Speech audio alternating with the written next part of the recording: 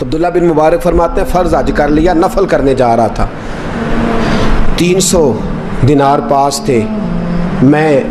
پہنچ گیا کوفے تک، وہاں سے جا کر کے کچھ سامان خریدنا تھا، احرام خریدنا تھا، ضرورت کی چیزیں، دوست بھی ساتھ تھے، کہتے ہیں یار میرے جلدی تھک گئے،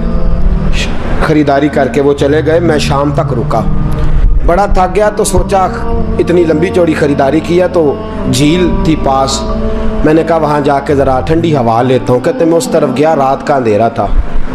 مری ہوئی بھینس پڑی تھی، یہ کچھ 700-800 سال پہلے کی بات عرض کر رہا ہوں، کہتے ہیں مری ہوئی بھینس پڑی تھی، ایک عورت کالے برقعے میں نقاب پوش آئی اور اس بی بی نے مری ہوئی بھینس کا خنجر سے گوشت کاٹا، تھیلے میں ڈالا اور دوڑی، کہتے ہیں میرے ذہن کے اندر خیال آیا کہ بی بی کوئی ہوٹل چلاتی ہے اور مردہ جانور کا گوشت لوگوں کو کھلاتی ہے، ویسے تو جاسوسی منع ہے، اس نیت سے کہ مسلمانوں کو بچاؤں اس کے پیچھے ہو لیا، کہتے ہیں وہ گلیاں گزرتی گزرتی کوفے کی تنگ گلی میں گئی، ایک بڑا سا دروازہ لکڑی کا، بڑا پھاٹک جو پرانے شہروں میں ہوتے، کہتے ہیں اس بڑے پھاٹک پر اس نے زور زور سے دستک دی، دونوں ہاتھوں سے دروازہ کھلا، وہ عورت اندر داخل ہوئی تو 3-4 بچیاں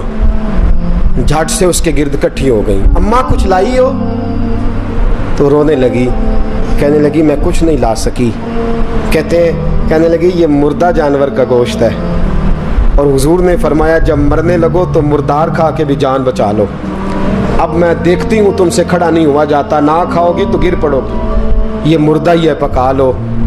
کہتے ہیں اگلے لفظ اس عورت نے کہے تو میں باہر کھڑا چیخنے لگا، وہ کہنے لگی ہم سید زادیاں ہیں، صدقہ زکوٰۃ کھا نہیں سکتی، اور سب روگاں دا روگ محمد، جس دا نام غریبی، کنڈ ولا کے لنگ جاندے سب دوست یار قریبی، سید ہیں، صدقہ زکوٰۃ یہ مردار کھا کے گزارا کرو، کہتے ہیں پھر اس عورت نے 4 بیٹیوں کو سینے سے لگایا، کہنے لگی تمہارا باپ زندہ ہوتا تو یہ دن نہ، سید بھی اور یتیم بھی اور مسکین بھی، پھر وہ روئیں، حضرت عبداللہ بن مبارک کہتے ہیں زور زور سے دروازے پہ دستک دی، بی بی باہر آئی، کون ہے؟ تو میں نے کہا میں عبداللہ بن مبارک ہوں، محدث ہوں، زمانہ مجھے جانتا ہے، میرے شاگردوں کی لسٹ بڑی لمبی ہے، کہنے لگی اچھا تو؟ کہنے لگا یہ 300 دینار ہیں، تو مہربانی کرے تو رکھ لے، چلے اپنا کام کریں ہم جانے ہمارا، کہتے میں نے زمین پہ گھٹنے ٹیک کے نا تو سید زادی کے آگے ہاتھ باندھ دیے، میں نے کہا میں نوکر ہوں تم اولاد ہو، میں خادم ہوں تم نسل ہو، مہربانی کرو، مہربانی میرے اوپر مہربانی، پیسے رکھ لو، کہتے ہیں میں نے وہ پیسے دیے، میں واپس لوٹا، یار کہنے لگے چل، میں نے کہا نہیں میں نے نہیں آج کرنا، کہنے لگے کوئی نیا پلاٹ لینے کا پروگرام بن گیا، کوئی نئی انویسٹمنٹ لوگ تانے دیتے ہیں نا، پر جے کر یار دے نام دا ملے میڑا، ان چولی پا لئیے پنجے سٹیے نا، جے کر یار دے نام دی ملے سولی، چھوٹا چھوٹ لئیے پشانٹیے نا، کہتے ہیں میں نے کہا یار جیسے تمہاری مرضی سمجھ لو، یہ میرا راز ہے میں بتاتا نہیں، فرماتے ہیں لوگ حج کرنے چلے گئے، میں وطن آ گیا، 6 ماہ کے بعد قافلے لوٹے، جاگ کے سننا ذرا بات، میرے نبی نے فرمایا تو میرے امتی کی پریشانی دور کر، اللہ کامل حج کا ثواب دے گا، فرمایا میرے حبیب علیہ السلام کے امتی حضرت عبداللہ بن مبارک فرماتے میں آیا حج کر کے، حاجی آئے تو میں بڑی حسرت کے ساتھ، میں گھر میں روتا تھا، سوچتا تھا آج وہ مینا میں ہوں گے، آج وہ مزدلفہ عرفات میں ہوں گے،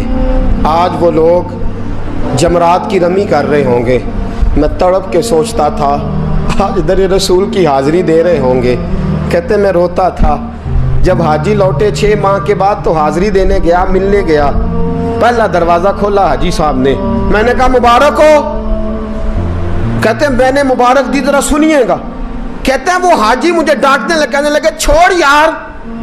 اتنا بڑا آدمی ہو کے تو غلط بات کرتا ہے، میں نے کہا کیا ہوا؟ کہنے لگے تو نے ہمیں کہا کہ جانا نہیں، اور پھر ہم مینا میں آوازیں دیتے رہے تو بات ہی نہیں سنتا تھا، ہم آوازیں دیتے رہے ان اللہ علی کل شیء قدیر، آوازیں دیتے تھے، سنتا نہیں تھا، کہتے میں حیران ہوں، یار میں تو گیا نہیں، کہنے لگے ہم 11 حاجی جھوٹ بولتے ہیں تو اکیلا سچ بولتا ہے، سب نے دیکھا ہے، کہتے میں پلٹ آیا، चौथे दिन फिर एक हाजी को मिलने गया, मुबारक दी। कहने लगा छोड़ किस बात की मुबारक, मैदान अरफात में तो तूने बात भी नहीं सुनी और यहाँ मुबारकें कहते हैं अरफात में, और मैं तो। कहने लगे चुप कर, गलत बात भी करता इतना बड़ा मुहद्दिस हो के। कहते हैं जब आखिरी काफिले आए, आखिरी दिन तो 8-10 काफिले इकट्ठे आए, शाम तक 7 काफिलों से मिला। हर एक मुझे कहने लगा बंदे के पास घोड़ा नया आ जाए, सवारी बड़ी आ जाए तो यारों से तो मिलना चाहिए ना, तू आवाज ही नहीं सुनता था। फरमाते हैं मैं थक गया कि इलाही माजरा क्या है, मैं तो यहाँ इस शहर की गलियों में फिरता रहा और ये सारे हाजी क्या क्या रहे हैं। फरमाते हैं रात को हजरत रबी बिन असलम, वो बहुत बड़े बुजुर्ग मुहद्दिस थे, वो भी हज करने गए, दरवाजे पे दस्तक दी, बाहर आए तो झगड़ने लगे। कहने लगे तूने मुझे किस मुश्किल में डाल दिया है। मैंने कहा हुजूर क्या हुआ, किस मुश्किल में। मैं तो मिल कहने लगे छोड़ यार, आलिम था तो मैं तेरी इज्जत करता था, तूने ये क्या किया। मैंने कहा क्या हुआ। कहने लगे याद नहीं जब तू रोजा रसूल के सामने मिला था, जब नबी पाक के मुवाजे के सामने तो पैसों वाली थैली मुझे पकड़ा गया, पकड़ अपने पैसे। मैं तो संभालते संभालते थक गया हूँ। कहते हैं यूं सीने से पैसे लगाए, घर आया, इशा पड़ी तो सो गया। मैंने कहा या अल्लाह उकदा खोल दे। रात गहरी हुई, मेरे घर की दीवारें चमकने लगीं, नूर फैलने लगा, खुशबू ही खुशबू पूरे शहर को मुअत्तर करने लगी। कहते हैं मैंने आंख झपकी तो सामने अल्लाह के रसूल तशरीफ फरमा, सामने महबूब तशरीफ फरमा है। ख्वाब मेरी विच आया माही, मैं उहदे गल विच पा लईयां बावां, फिर डर दी मारी अख भी न खोलां किते फिर विछड़ ना जावां। फरमाते मैं महबूब पाक की जियारत की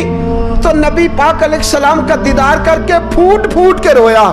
अब मेरा दिल था हुजूर बोले कोई बात करे, महबूब बोले लब खोले। फरमाया क्या। हुजूर ने फरमाया मैं तुझे कितने और गवाह भेजूं कि तेरा हज हो गया है। मैं कितने गवाह भेजूं कि हज तेरा बेपरवाही वेख सज्जन दी, जिथे किसे दी पेश ना जावे उन्हें ताजा वाले दर दर रोले, मंगते हैं तख्त बिठावे आजम किसे नु कारा मिल दई, किसे नु कारा, किसे नु कारा मिल दई, कोई काबे हो खाली आवे। फरमाया कितने गवाह भेजूं कि हज हो गया। मेरे हबीब ने फरमाया उठ के थैली खोल के गेल ले, तूने 300 दिनार दिए थे, मैंने 600 करके वापस किए। फरमाया किन। हजरत अब्दुल्ला बिन मुबारक ने 60 हज फरमाए। उसके बाद कितने हज किए, एक फर्ज किया हुआ था 61 हो गए। फरमाते मैं बार बार गया और जब बुलाया सरकार ने खुद ही इंतजाम हो गए। फरमाते हैं बार बार मेरे हबीब ने फरमाया तू आ चाहे ना आ, रब ने तेरे नाम का फरिश्ता बना दिया है जो कयामत तक तेरी तरफ से हज करता रहेगा।